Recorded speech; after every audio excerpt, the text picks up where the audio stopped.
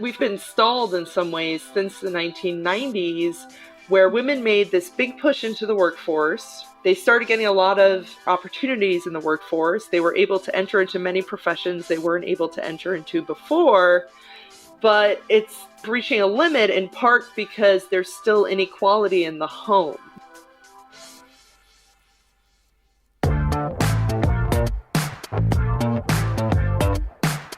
Hello and welcome to the BBXX podcast, Let's Get Intimate.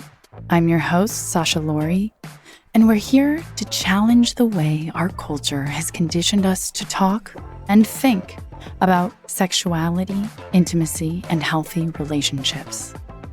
To question everything, to embark on a journey of self-understanding, and to begin to rewire some of the backwards thinking that we've absorbed from the subconscious influences that have shaped us all. Our hope for you, and for myself, and for all of us here at BBXX, who are on this journey with you every day, is that through a better understanding of our own identity, of who we are, and why we are that way, we can form deeper connections with other people and live healthier, more fulfilling relationships as a result. Join us as we change the conversation and the culture surrounding intimacy and relationships. And remember that better relationships equals a better life. Arielle Kuperberg is a board member of the Council on Contemporary Families and a professor and director of sociology at the University of North Carolina at Greensboro, where she focuses on women, gender, and sexuality studies. Her research investigates social change over the past 60 years, particularly as it relates to romantic relationships and the intersections of education, work, family, and gender. Her past research has examined cohabitation, the role it plays in marriage and divorce, stay-at-home parents, sexual liberation as a catalyst for changing social norms, and hookup culture.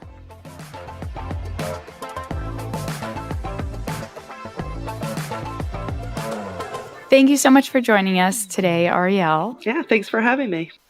So to begin, I would love you to give our listeners a bit of context surrounding the work you do examining recent social change, particularly from the 60s to present day, and the different ways in which that has manifested itself culturally, socially, in our relationships, and to give us a high-level view of some of the trends and patterns that you guys have found in your research. Yeah, so a lot of my research focuses on how things changed as women, especially in the 60s, started entering higher education in larger numbers, started entering the labor force in higher numbers.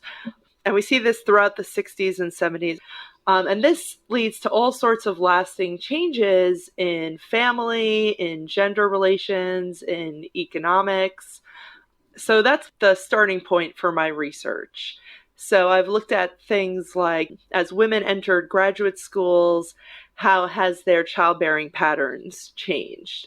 As marriage became less of an economic necessity for women, we see, for instance, a rise in premarital cohabitation. So some of my recent research has looked at how has premarital cohabitation, like why did it rise, and how did the type of people who premaritally cohabited changed over time. And then my research on more recent periods looks at things like college hookups, right? So we see all sorts of social changes in the late 20th century. So people start getting married at later and later ages. Part of that is tied to going to college. So women are going to college, they get married at a later age, maybe they live together more, but we also see a rise of hookup culture. So a lot of my research recently has looked at college hookup culture, who's participating in it, who's more likely to take risks.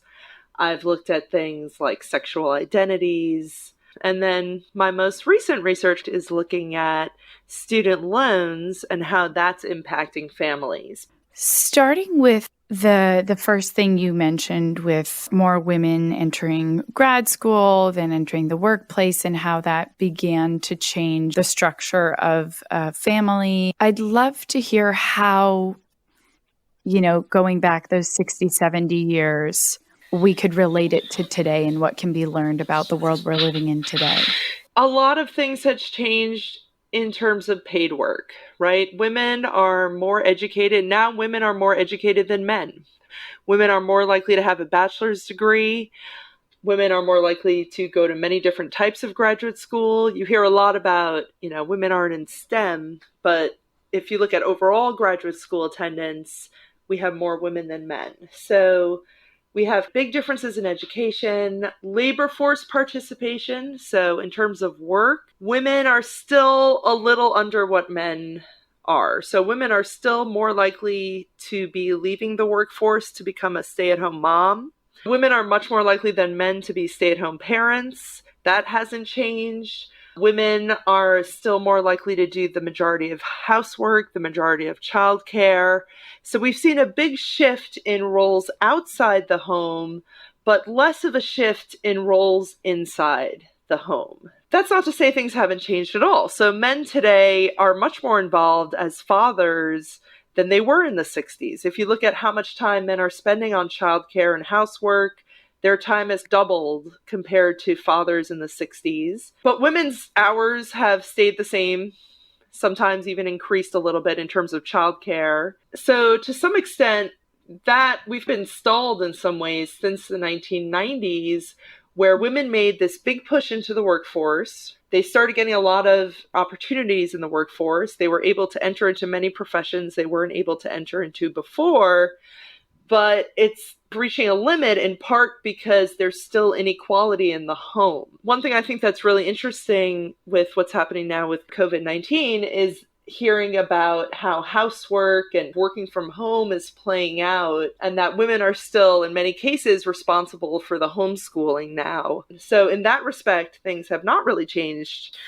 You mentioned your research on stay-at-home parents. How has it become more or less stigmatized for women? And for men, how has it changed? Basically from the 1980s through around 2016, during that time period, stay-at-home fathers have become much more common than they were before. So in the 1980s, it's like 1%. Now it's like 5% of dads are at home with their kids. But there hasn't been a huge drop in the number of stay-at-home mothers, and still about a third of mothers are stay-at-home mothers.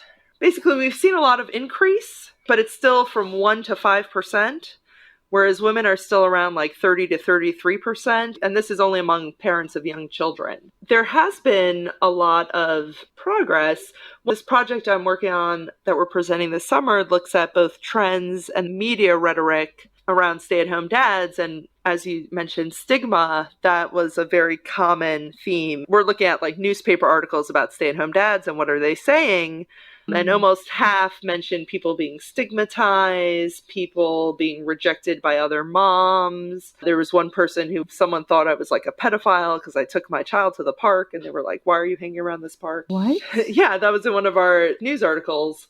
I think there is still stigma. Bringing things back to current events, it'll be really interesting to see what happens now, because one thing that happened during the Great Recession 10 years ago is a lot of fathers became kind of temporary stay-at-home dads while they were laid off. And now we're seeing another situation where a lot of people are being laid off. We know during the Great Recession, men were laid off at a higher rate than women. So we saw this bigger increase in stay-at-home dads. So it'll be interesting to see. Sociologists will be studying what happens in the next year or two, probably for the rest of our lives. Wow, that's so interesting. I think most people have been wondering, okay, how will things change? Will life go back to the way it was? But the fact that there will be sociologists and historians studying this for decades, however long to come. is something that hadn't quite made it onto my radar and is so interesting. Speaking of, while everybody is at home and many people who are perhaps unexpectedly cohabitating, you research cohabitation within the context of long-term couples and how it influences their likelihood to stay together or get divorced. This research is really interesting because, as one of the articles I read mentioned, science had for a long time associated a toxic for marriage warning label surrounding cohabitating before marriage. And there were all these studies and statistics that showed if you lived together before you got married, you were more likely to get divorced. And I remember going back years and years having heard that statistic, and I found it a bit bizarre, but never really thought how to question it. So I'd love you to just tell us a bit about your process and how you decided to question that statistic, which you ended up overturning.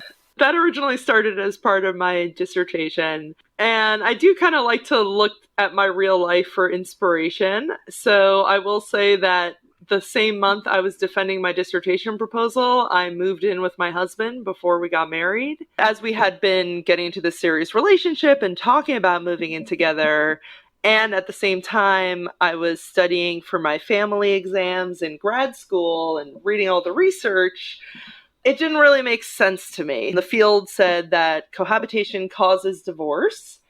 And why is that? Well, part of it is the type of people who live together are more likely to divorce. And I find that to be true too. So that's not that living together causes you to get divorced, but that if you have less money, you're more likely to live together. People who have less money are more likely to divorce. So we already knew some of that, but that still didn't explain all of this association between living together and divorce. So the theory went that when you live together, you get used to this idea that you could leave at any time. And so when you get married, you bring that over. And that really did not make sense to me. And then another thing I noticed while I was studying for these exams is there was this older literature talking about age and the age at which you get married and how getting married at a younger age means you're more likely to divorce. People who get married at younger ages, they're less prepared to take on the roles of marriage. They're not established yet in their careers. This builds a shaky foundation, which could lead to divorce. I don't know exactly how I got this idea, but to me, those things kind of go together. And one thing about cohabitation is that people who live together, that happens before you get married and tends to happen at a younger age. So I was like, well, maybe that accounts for why they are finding this higher divorce rate. Maybe it's that they're forming their relationships later. And if you look at this literature, it's because they're taking on the roles of marriage at too young an age. Well, if you live together, well, you're taking on the roles of marriage. Like, what roles are you not taking on? You're living in the same household, you're sharing your life together, you may have children at a higher rate than if you weren't living together. So it turns out when you account for the age at marriage, this and a few other things. So altogether, that kind of explains the impact of divorce. So it's not that living together somehow taints your relationship. It's that settling down with a person when you're too young can lead to divorce. And people who are living together first are settling down on average at a little bit of a younger age. And if you compare them to people who married around the same age, they have about the same divorce rate. You mentioned the part about commitment, and in one of our more recent interviews with Nick Epley, he really dove into that a bit, and the fact that whether we commit fully to something or not has a huge capacity to influence the outcome. So first of all, I think it is true that cohabitation does have less commitment. So if you look at just living together, the breakup rate for cohabitation is much higher than for marriage. But what I'm more skeptical about is when you enter marriage, does that not make a difference? So part of the reason marriage does make a difference is there is this symbolic commitment. Marriage is a public commitment where you're saying to your family and friends, I am committing to this person. Other things that marriages used to come with, like more financial security for women, they don't really come with that anymore, or not automatically. So some of the other things that marriages used to change about your life that made you more likely to stick together have kind of gone by the wayside, like economic dependence. So what's left that is the difference between cohabitation and marriage is that commitment, that you're making that public commitment. It's a symbolic commitment, but it's also a legal commitment. It makes it legally harder for you to break up with the person. There are also many legal changes that happen when you get married. And as a result, marriages are much less likely to break up than cohabitation. Getting into, the most important part about it's actually moving in together earlier, or, marrying earlier, moving in together or getting married at the age of 18 saw a 60% rate of divorce, whereas compared to individuals who waited until 23, which is still extremely young, it's below average. It was already cut in half to 30%. Yeah. I was wondering if there is a quote unquote magic number at the age at which you are most likely to stay together if you wait until that time to move in together or to get married, what the advisable age that would be considered setting yourself up for success. My research found a plateau effect after around 23 or 24. Basically, so at very young ages, they're like 18 to 23, you said there's that huge drop. Well, think about what's happening for many people between 18 and 23. They are moving out of their parents' house. They are deciding, are they going to college? If they go to college, they're completing college. They're settling on a career. All of these things are huge changes, and they could lead to huge incompatibilities with somebody if you get married to that person at 18. So you get married at 18 and you're like, okay, this is my plan for life, but you may change. They may change. When I was 18, I thought I was going to grow up and be a housewife, which is the opposite of what I grew up to be. And then the other thing is, especially in today's economy, if you have a college degree, a lot of so-called middle-class jobs that come with good benefits and pay, require you to move after college. Well, going back to what we said about gender and, many more dual career couples, especially before they have kids, well, now if one person gets a great job in California and the other person gets a great job in New York right after graduation, whose job are you going to pick? Maybe you decide to have a commuter marriage for a while. Maybe you pick one or the other, and then that leads to resentments, which could lead to divorce later on.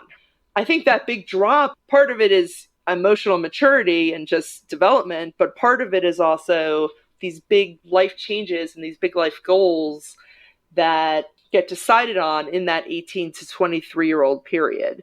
Then, though, by the time you're 23, people are in, maybe they've moved to the city that they're going to move to, and they can meet somebody there, and that person already has a job there. So they're going to end up being more compatible long term as they form their relationship. Now, divorce risk goes up a little bit in the 30s. And that's what we call in science a selection effect, which is that if you are not settled down with someone by the time you're in your mid-30s, it's not that there's something wrong with you, but there's a higher percentage of people who may not be good at relationships, and that's why they didn't settle down until they were 32. And then that may lead to higher divorce rates later on. What it could be, too, is that people might begin to lower their standards. Yes. Or perhaps it could be a different factor in there as well. Yeah, and there's also this idea that maybe people get kind of set in their ways and then they're used to living alone, which could lead to problems when they now have to share a household, which if you spent 15 years living by yourself, maybe that'll lead to more problems than if you're moving from your parents' house, you lived on your own with roommates for a few years, and then you move in with a partner. You're less used to living on your own. Yeah. In this research, I came across the statistic that cohabitation has increased by almost 900% over the last 50 years, who were the people who were most likely to cohabitate? If you look at the first people to move in together, what my research shows is, first of all, it's a lot of people of color, people who traditionally have been disenfranchised from things like traditional marriage, legal marriage. In the 60s, there were many states where you couldn't even have an interracial marriage legally. And the other group that lived together early on were counterculture hippies. 67 or 68 was the summer of love. And one of the things I say in this article, looking at the history of cohabitation, is there was this couple that moved in together after spending the summer in San Francisco in the summer of love, went back to New York, moved in together without being married. And there was a huge New York Times article about it in 1968, which ended up turning into a nationwide scandal called the LeClaire Affair. It was a young woman from Barnard College named Linda LeClaire and a young man from Columbia University named Peter Barr moved in together. And one of the things I talk about is after this article came out, living together became a trend among the celebrities of the late 60s. And they would have these articles about these young hipster equivalent celebrities living with their partners.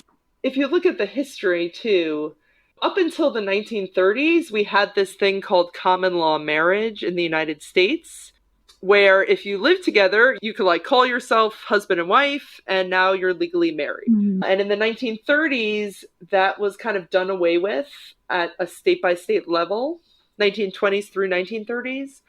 And part of the argument there was, we're a more civilized country now. You should be able to get a legal marriage. We shouldn't just have this. This was like the folk way of getting married. But part of it was also this argument that this is something that people of color did at a higher rate. And there were racial arguments used as common law marriages were done away with.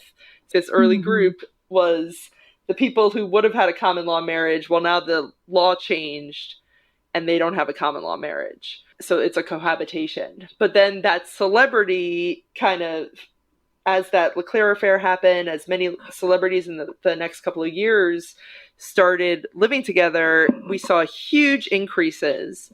So I say there's a 900% increase. That's because less than 10% of marriages in the 1960s started with cohabitation. Then in the 70s, it's skyrocketing, 70s and 80s. By the 90s, early 2000s, we're now up to about 70% of first marriages now start with cohabitation. Increasingly, what we've seen, especially since the 1980s, is that there's increasing income and education gaps between people who live together before marriage and people who don't live together before marriage. It's basically people who are putting off a wedding until they could save the money to have a nice ceremony. Since social norms have changed that you can live together without being married, you can have kids without being married, they're putting off the actual wedding until later when maybe they could save some money or maybe pay off some debt or something like that. In the research, there is a term that you guys use, this concept of sliding into marriage. And I kind of just loved the verbiage, sliding, not deciding, and how it says that sliding into cohabitation wouldn't be that much of an issue if it weren't difficult to get out of, which it is. And there's this quote from an article that says, "It's like signing up for a credit card with 0% interest. At the end of 12 months, when the interest goes up to 23%, you feel stuck because your balance is too high to pay off. In fact, cohabitation can be exactly like that. In behavioral economics, it's called consumer lock-in." Just talking about how founding relationships on convenience or ambiguity can interfere with the process of actually identifying if it's the right relationship. We talked about the theory that living together makes you used to the idea of leaving and then you'd leave later. So that was one theory for why cohabitation increased divorce. And then sliding versus deciding was another theory, also talking about why cohabitation might lead to increased divorce rates, which said that some people, they move in much more easily than they would have married. They don't think about it very clearly. They're like, oh, my rent's up. We're basically spending every night together anyway, so I may as well move in here. Whereas getting engaged and getting married would have more thought to it. And then once you are living together, it's much harder to break up than if you weren't living together, because now you have shared rent. You may start getting pets together. Maybe you have kids. So the more you build a life together, the harder it is to leave. So that means some people may get married who, if they hadn't moved in as early as they did, would have broken up. I think that's the explanation for why cohabitation doesn't lower your divorce rate. These are like two different competing factors. One is, for me, living together was a very deliberate part of the process of getting married, and it was a deliberate step. Or in that kind of scenario, living together can show you that you don't actually want to marry that person, and then you break up before you ever get married, and you're not counted in the divorce statistics. I think these are like two competing factors that are working against each other. One is that it gets harder to break up when you move in together. So that may propel some people who wouldn't have gotten married. Like, let's say in an alternate reality, you can't live together before marriage for some reason. So now this couple, if they would have had to have waited to live together until marriage, maybe they would have broken up. But because they moved in, they kind of slide into marriage, but then later they find out they're incompatible, and then they get divorced. On the other side, so that's kind of one scenario. On the other side, you have the couple that would have gotten married and then quickly divorced if they had no cohabitation. But now, because of cohabitation, they realize they're incompatible and they split before getting married. These are both happening, and they're counteracting each other to some extent. If only one of those things would happen, maybe cohabitation would lower divorce. So that's what we call the weeding effect. Weeds out the bad marriages before they happen. But there's also this sliding effect. Once you move in, it's going to be harder to break up, and there's going to be more normative pressure. And there is this kind of norm that, like, okay, you've been living together, like, why, once you move in together, it's considered kind of like a step on the way to marriage for most. It's not like, oh, we're going to move in together and then that's it. That's the end. We're going to be here for the next 30 years. Both of those things are happening and canceling each other out to some extent. So that's why we see cohabitation doesn't lower your divorce rate. It doesn't increase it.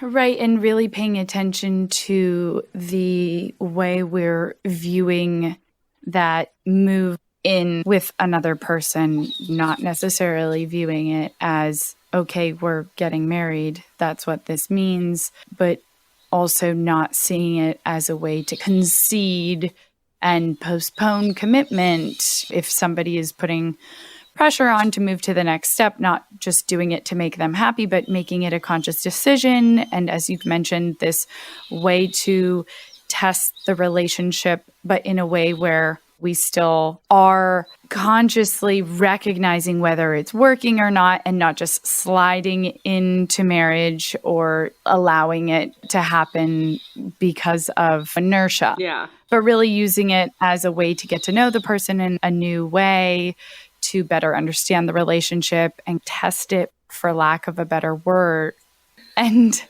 make the decision rather than just letting them happen. Yeah, it's not only testing that, it's also, many people use that as a time to save up money or pay down debts or get themselves in kind of legal order to be able to have a legal marriage and wedding that they want to have. As we were talking a bit about this summer of love in 1967 and the way that that became a catalyst for this cohabitation movement, which now is 900-fold or 10-fold.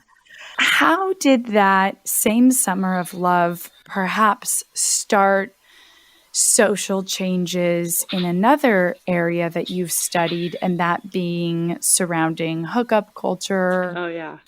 Be it on college campuses or, in everyday life. But how did that start to shape perhaps the perspectives that we have and the culture that we live in today in regards to those themes? It all ties in together, right? All the summer of love. Another thing that's happening in the 60s, which kind of led to the summer of love, was the rise of the birth control pill. The birth control pill wasn't approved by the FDA until 1960. It wasn't until the late 60s that doctors would prescribe it to single women. Before they would prescribe it to married women who had had all the kids they wanted. That was the first people who were able to get it. And then they lowered the age of adulthood in 1971 to 18. So that means that all the 18 to 21-year-olds who couldn't get a prescription for birth control because they were considered a child and they would have to get basically like their parents' permission, they were suddenly able to get birth control pills too.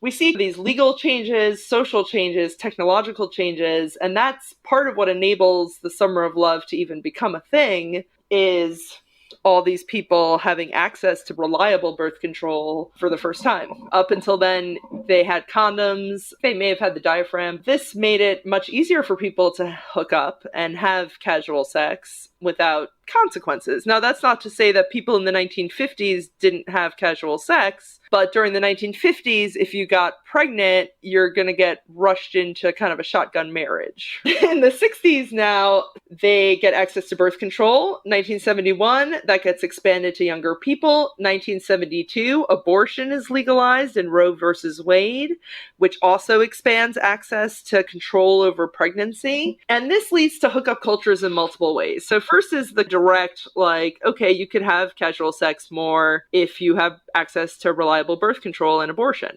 That makes the potential costs much lower.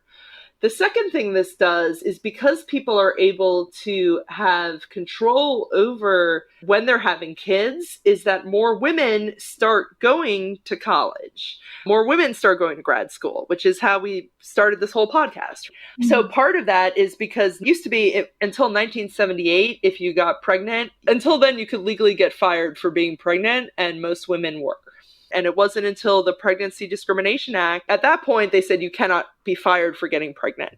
All these things, you could control your pregnancy. Now, you also can't get fired for being pregnant. That helps too. Up until then, you could get fired for the second you got pregnant. So am I going to go and get a PhD and take 6 years to get into a career of being a professor? Am I going to invest all that time when 3 years after I started my job, I had my kid and I'm going to get fired? Probably not. We see as women have more control over the timing of their pregnancies, this huge increase in the 60s and 70s in education for women and higher education. So college education and graduate education as women are investing in their careers. Before the 60s, colleges were more dominated by men. Now they're much more co-ed. Many more people are going to college. There was also in the 60s, there was a big influx of men going to college because of the Vietnam War. That was a way to not get drafted, was to hide out in college. So we saw an expansion of men. So now we see young men and women going to college. When you go to college, you're putting off having kids, putting off getting married. Right. Well, what are you doing in the meanwhile? Now, okay, social norms are changing around sexuality. There was this huge 60s and 70s expansion of sexuality, more group parties, more dating, but then AIDS epidemics happening. Nobody's quite sure what's going on. Eventually it comes out that it's sexually transmitted, so people get a lot more cautious. But then 90s, people kind of get a handle on the AIDS epidemic. We also saw some cultural changes in the 90s related to women's sexuality. There was more of this cultural shift where this idea that women enjoy sex too, and that it's okay for women to enjoy sex. At that point, people had figured out what was going on with HIV/AIDS, and there was a big push to wear condoms, but there was more kind of a secure feeling of, okay, this is kind of under control. And we see this big explosion of hookup culture in the 1990s. That continues to this day, where people start, they're going to college for longer. They don't know what their career is. They don't know what the future is holding.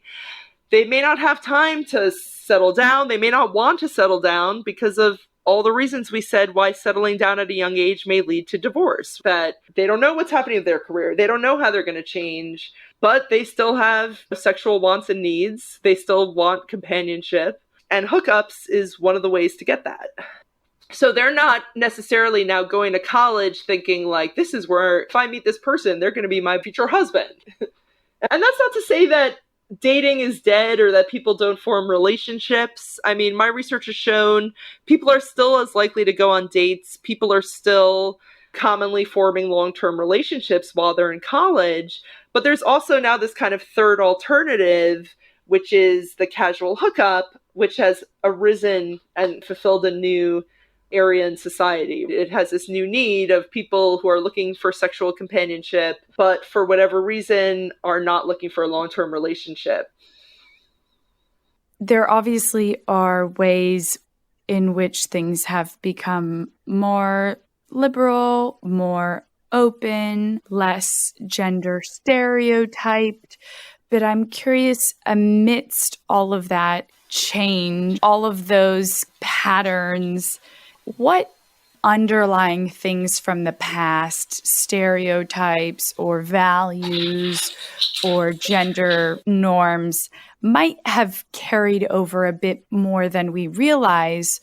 Okay, one of the reasons I think cohabitation has gone up so much, premarital cohabitation, is because of this persistent idea that men should be earning more money in a relationship, that you should marry up, you should be marrying someone who at least has the level of education you have, if not more, if you're a woman, that is, and that you should be marrying up someone who earns at least as much money as you, if not more. And I think one of the reasons we see cohabitation going up is because men are less able to fulfill that idea. Women are now more educated than men. Men, they still do earn more money, right? That's still persisting.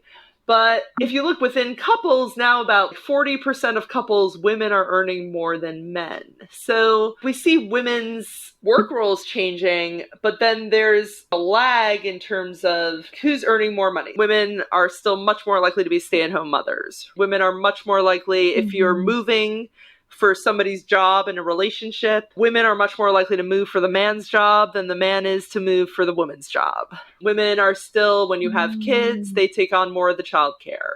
If your kid is sick and somebody has to stay home from school, women are assumed to be the one who's going to take the day off. That has impacted some of these things like cohabitation and hookups, is partially because men are less able to fulfill this idea that men should be earning more. That idea kind of persists for whatever reason. So that's kind of holding back some people from getting married who I think would otherwise get married if those gender ideas were different. One of the studies I've worked on looked at whether you've dated, hooked up, or had a relationship in college. And then there were also these questions like, I wish I had more opportunities to hook up. I wish I had more opportunities to date or have a long-term relationship in college. And what we found was that men were much less likely to have had a long-term relationship, but they were more likely than women to say that they wish there were opportunities for relationships. And if you looked at compared to dating and hooking up, actually the thing that most people, like the most common answer, like what did you actually want more opportunities for? It was relationships for both men and women. And I think what's happening there is that especially college men, there's this idea that if you're going to form a relationship, it better be with someone who's stable, who has money to take you out, maybe who has a car to pick you up, has a job. And what do men in college have? They are usually earning negative money when they're taking on student debt every year. So they don't have job stability. There's also still ideas about men should be the older one in the relationship, women should be the younger one. Well, when you're in college, if you're a man, who are you forming a relationship with? You can't form it with high school students. That's illegal or looked down upon in many cases. Mm-hmm. So that leaves men in college with actually less opportunities to form relationships too. There's still a lot of persistent gender ideas within relationships. And these bleed out into other things like work. There's the idea that the man earns more than the woman. Okay, well then it's 10 years later and we just had our first kid and we have to decide who's going to be a stay-at-home parent. Well, the husband earns more because that's how we dated and sorted ourselves when we were dating. So now, of course, it makes sense for the woman to be a stay-at-home mom because she earns less money. These things that still persist in these very early stages of relationships and hookups and dates and affect whether we could form relationships at these early ages and who we're forming relationships with, then are having these long-lasting effects on gender inequality throughout people's lifetimes. And then the other thing I think that's interesting about hookups in particular is in some ways it kind of challenges these traditional gender ideas, because a lot of these traditional gender ideas come out in the traditional date. If you look at first dates, one thing that's really common is for the man to be expected to pay. It used to be like men automatically paid. Now it's like the woman offers to pay, but the man should turn her down, kind of thing. But that goes back to this idea that men should be the breadwinner. But that's in dates, whereas hookups, one of the differences between a hookup and a date is that for a date, you're leaving your home and usually spending money on something. So there has to be a conversation about who is spending money. Whereas in a hookup, you're not going out of the house. You're not spending money. In some ways, these are upending traditional gender ideas. And I think while you're not generally spending money on a hookup, even something such as the stereotype of who has the condoms has changed. For a long time, that was seen similar to on a date, if the man pays, that sort of thing, where I think women almost didn't feel comfortable or had a different stigma to condoms or having condoms on you when you went out. And so I feel something even as small as that is a pattern that I think has changed. I wanted to go back to the 40% number you gave. 40% of relationships have the woman being the breadwinner, and just reiterate that, because I think even in today's society where it seems as though we've made so much progress and the mentality has changed so much, I really think that we are living behind that statistic in the way we talk about things and deal with things, and particularly with the systemic things, such as you mentioned, if the child is sick, who will stay home? And I know a lot of times I've heard stories where the school will repeatedly call the woman, and if she doesn't pick up, they don't call the man if the child is sick to notify him. And maybe the woman is at work, maybe the man is too, but maybe he's not even at work. Or, somebody once told me they had specifically told the school that she would be in meetings and they were to call the man, and they did not do that. Just trying to change the framework in our mentality to more appropriately reflect that 40% statistic. So just a reminder that we should never be looking just at the surface and the statistics, but the influential factors underlying all of them. Yeah. And how much is a feedback of our behavior versus culture shaping it in regards to all of these things. Yeah. Well, we look forward to hearing how more of your research unfolds, how the influences, consequences, and perhaps social changes that come as a result of the pandemic unfold. And as always, only time will tell. So thank you so much for your time and joining us to share your work with us. And we look forward to continuing the conversation. Until next time. Thank you. Thank you so much to each and every one of you for tuning in to listen to our show. If you like what you learned and you know someone who might also like listening, please do share this podcast. You can also feel free to reach out to us anytime if you'd like to submit questions, requests for experts to have on the show, or if you'd like to share your positive feedback or constructive criticism. We'd love to hear what you think. It's the only way we can learn and grow along with you.